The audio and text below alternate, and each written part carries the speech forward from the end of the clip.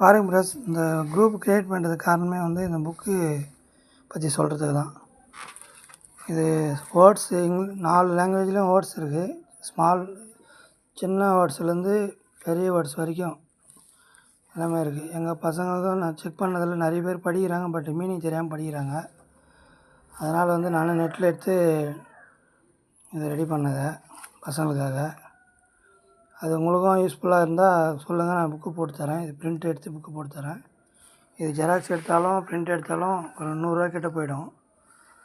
அதனால் எல்லாம் நானே போட்டு வச்சுருக்கேன். ஒரு 100 இது தர மாதிரி போட்டு வச்சுருக்கேன். மொத்தம் 2500 வேர்ட்ஸு, 26 பேப்பர் என்னமோ இருக்குது, டபுள் சைடு.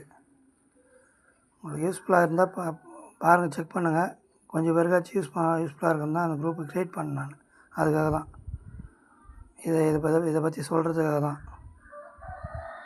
பாருங்கள், யூஸ்ஃபுல்லாக இருந்தால் பாருங்கள், செக் பண்ணிக்கங்க. செக் பண்ணிட்டு சொன்னீங்கன்னா போட்டு புக்காக போட்டு தரேன் உங்கள் பசங்களுக்கு.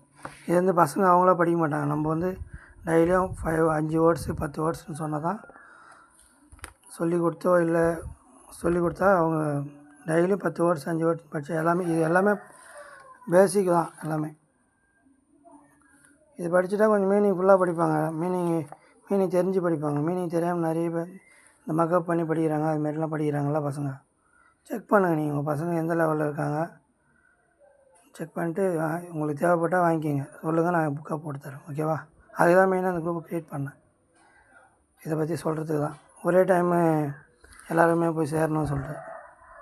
சரிங்களா?